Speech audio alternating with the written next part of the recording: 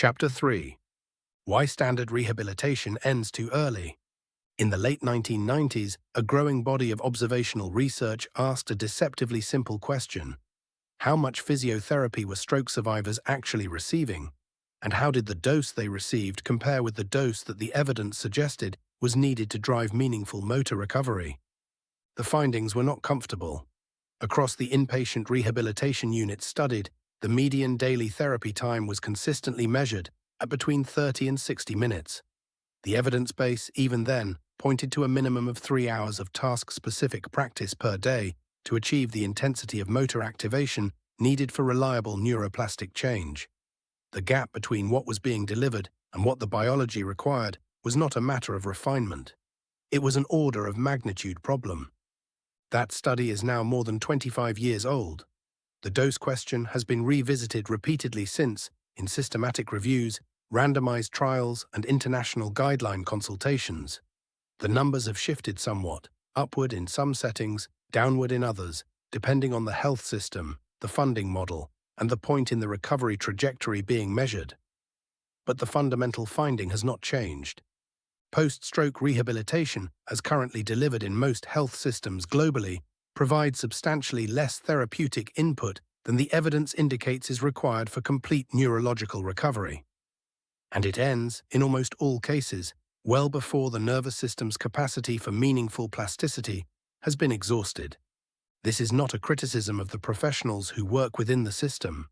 It is a description of the system itself, its historical origins, its structural constraints, the measurement framework it operates within, and the specific ways in which those constraints determine not only how much rehabilitation is delivered, but what kind and to which goals it is directed.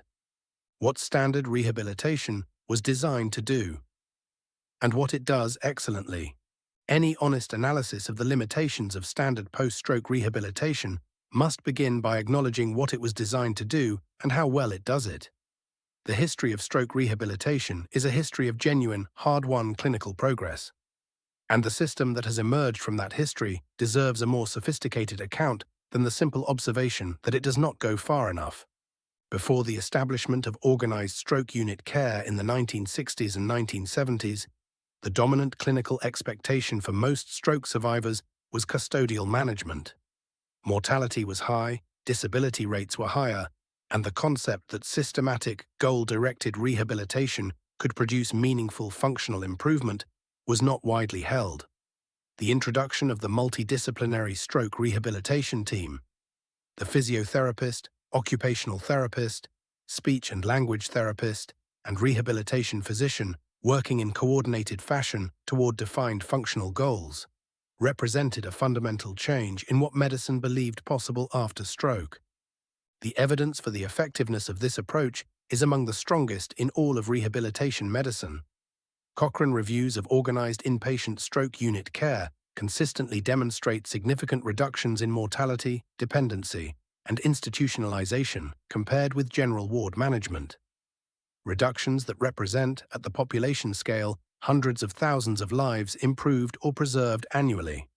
The specific components of the standard rehabilitation package, early mobilization, task-specific upper limb training, balance and gait rehabilitation, speech and language therapy for aphasia, occupational therapy for ADL retraining, each have robust evidence bases demonstrating effectiveness within the functional domains they target. This is the foundation on which everything that follows in this chapter is built. The critique of standard rehabilitation in this book is not that it does not work, it is that it was designed with a specific purpose, that it achieves that purpose, and that the purpose it was designed for is not the same as complete neurological recovery. The independence goal and its consequences. The purpose of organized stroke rehabilitation was designed to achieve is functional independence, the ability of the stroke survivor to manage activities of daily living, dressing, washing, toileting, transferring, feeding, and walking short distances without requiring constant assistance from another person. This goal was and remains clinically meaningful and genuinely important. The difference between being dependent on another person for every basic function and being able to manage independently is of profound significance for the survivor's quality of life, the burden on their family, and the health system. But functional independence is a categorical threshold, not a continuous measure of neurological performance. Once it is achieved, or once the trajectory toward it has plateaued, and the clinical team judges that further improvement is unlikely within the available treatment window, the standard rehabilitation system has reached its designed endpoint. The patient is discharged.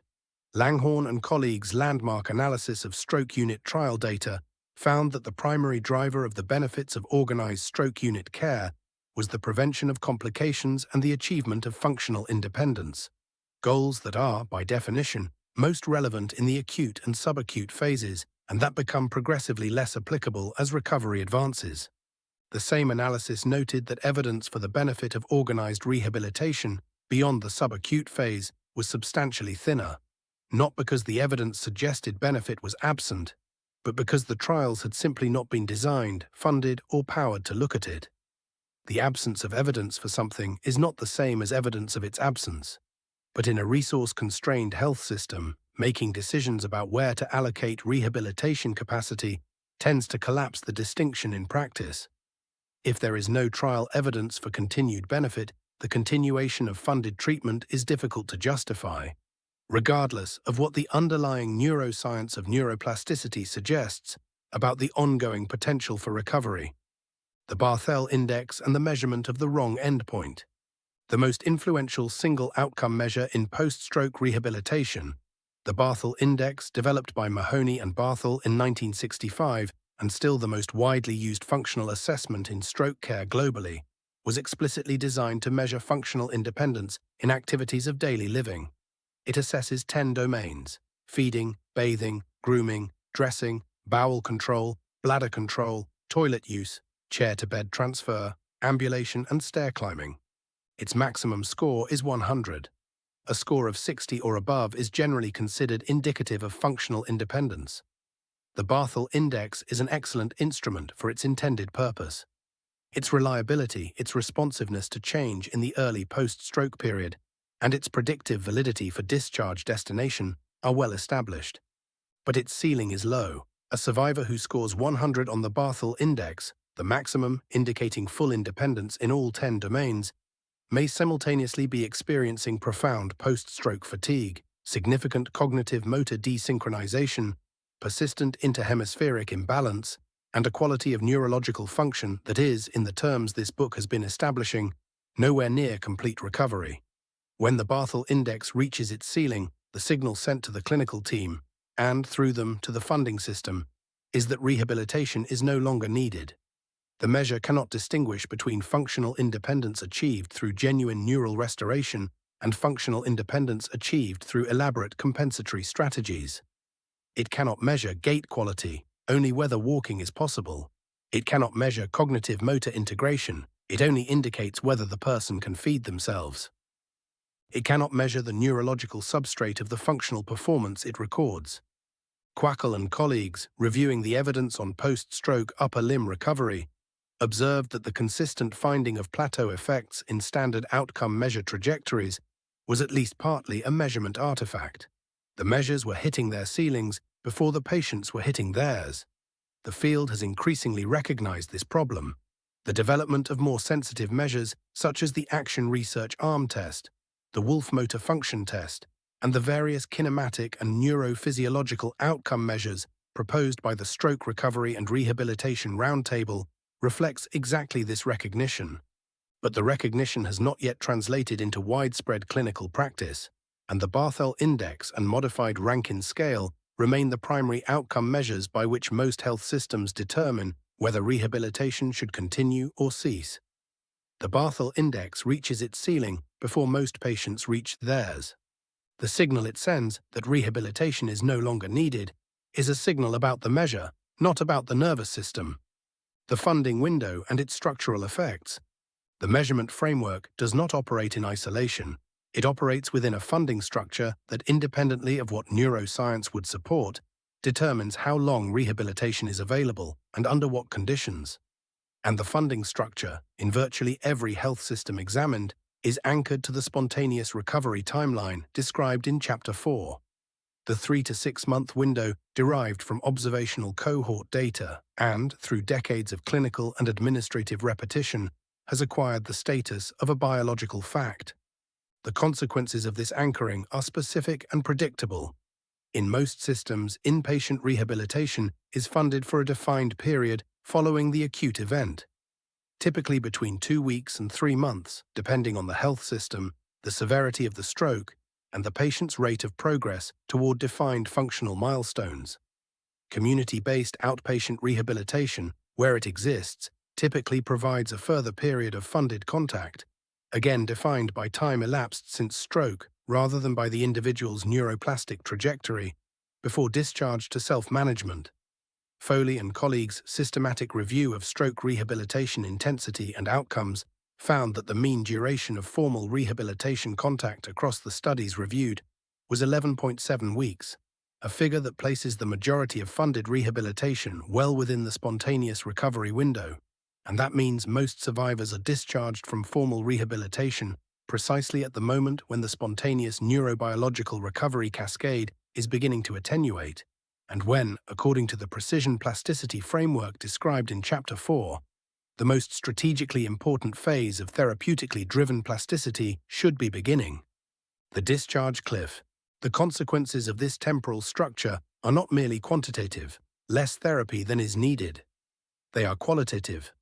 The structure of funded rehabilitation creates what practitioners and researchers have begun to call the discharge cliff.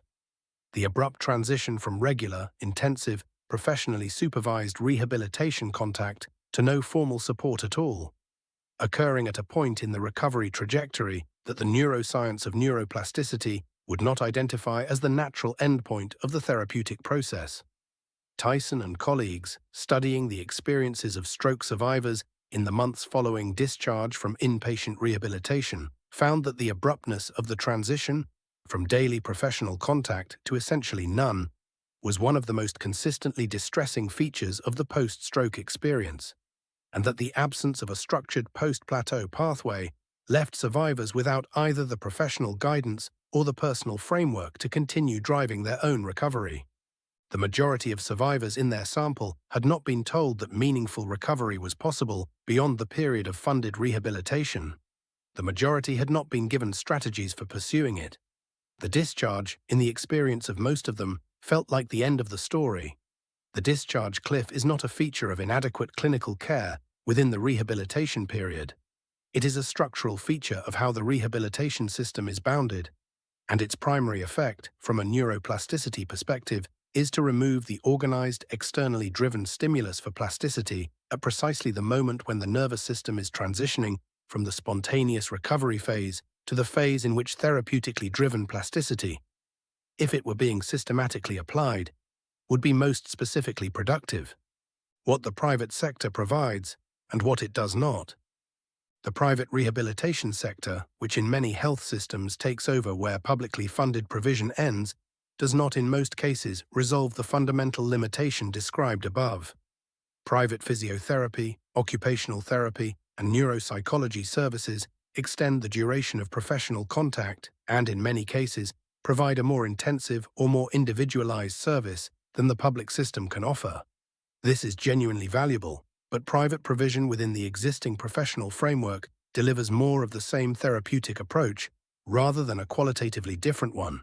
The private physiotherapist typically works within the same functional frame toward the same independence-oriented goals, using the same task-specific training methods, with the same separation of motor and cognitive rehabilitation as their NHS or hospital-based colleagues. The measurement framework, the professional training, and the theoretical model are the same. The quantity of contact is greater. The quality, in the narrow sense of clinical skill, may also be greater. But the architectural limitation, the absence of the lower layer work, the unaddressed interhemispheric imbalance, the missing cognitive motor synchronization layer is the same. The gap that this book describes is not a gap that private provision within the existing model can close, because it is not a gap of quantity or intensity. It is a gap in the framework of what the therapeutic model targets, in what sequence and at what level of the neural hierarchy. The dose problem, intensity, specificity, and the evidence gap. Beyond the timing and funding constraints described above, standard rehabilitation faces a dose problem that is independent of its duration. The intensity and specificity of the therapeutic input delivered within the available time window are typically well below what the neuroplasticity evidence would identify as the threshold for reliable and durable cortical reorganization. Lose and colleagues' systematic review and meta-analysis of dose-response relationships in upper limb stroke rehabilitation found a statistically significant positive relationship between dose, measured as total hours of upper limb therapy, and functional outcomes, with no evidence of an upper ceiling within the range of doses studied. The implication is direct. More therapy produces better outcomes, and the standard dose delivered in most settings is on the suboptimal portion of the dose-response curve.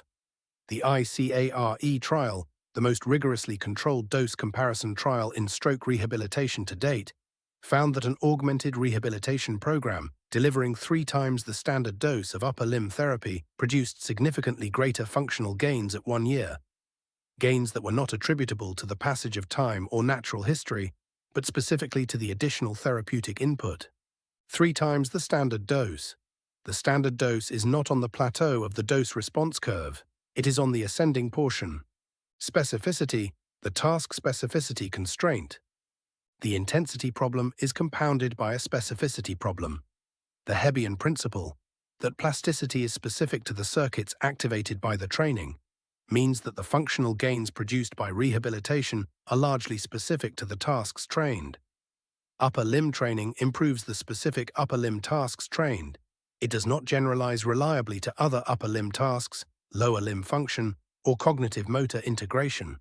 This is not a failure of the rehabilitation program, it is a fundamental property of experience-dependent plasticity. The practical consequence is that a rehabilitation program of limited total dose, targeting a limited set of functional tasks, will produce improvement in those specific tasks and limited generalization beyond them. The survivor who has practiced reaching for a cup in a clinical environment may do so better, and may be less able to generalize that improvement to the broader class of reaching movements that constitute daily life. The survivor who has practiced walking on a flat surface may walk better on flat surfaces and deteriorate more rapidly on uneven ground, in crowds, or in dual task conditions than would be predicted by their flat surface performance. Winstein and colleagues' analysis of the neural substrates of motor skill learning after stroke identified task specificity of training as one of the primary determinants of where in the cortical network plasticity is driven, and noted that the challenge for post-stroke rehabilitation was to design training that drives plasticity in the networks most relevant for functional generalization, rather than simply in the networks most directly engaged by the specific trained task. This challenge, the generalization problem, requires exactly the network-level, hierarchically sequenced approach that the 3-layer framework provides, and that task-specific functional training alone cannot deliver. The post-plateau gap, when the system has no more to offer. The most clinically consequential limitation of standard rehabilitation is not what happens during the treatment period. It is what happens, and what does not happen, after it ends. The post-plateau survivor, the person who has completed formal rehabilitation, who has reached the functional ceiling of the standard program, and who continues to experience the fatigue, cognitive motor desynchronization, interhemispheric imbalance, and quality of life deficit described in the opening chapters of this book, is a person for whom the system, as currently structured, has no more to offer. Not because the clinical teams do not care, not because the evidence for further recovery is absent, but because the system was not designed with a post-plateau pathway, and in the absence of one, discharge is the only available response to plateau. Karod Artal and Egido, reviewing the evidence on quality of life in long-term stroke survivors, found that the majority of survivors with mild to moderate residual deficit reported significant unmet need in the domains of fatigue management, cognitive function, social participation, and emotional well-being, domains that the ADL-focused standard rehabilitation program is not designed to address, and that remain substantially unmet at 1, 2, and 5 years post-stroke. The long-term survivor, invisible to the system. The person who is 5 years post-stroke is, From the perspective of the standard rehabilitation system, a historical patient. Their acute event has been managed. Their rehabilitation has been completed. Their outcome has been recorded. They are no longer a rehabilitation patient. They are a stroke survivor, and stroke survivors in most health systems have access to secondary prevention services, to neurology follow-up for complication management, and to primary care for their general health needs. They do not have access to a structured program to support their recovery. McKevitt and colleagues' large-scale survey of long-term stroke survivors in the United Kingdom found that a significant proportion reported ongoing unmet need at 1 to 5 years post-stroke, and that the majority had not been told that further recovery was possible or that services to pursue it were available.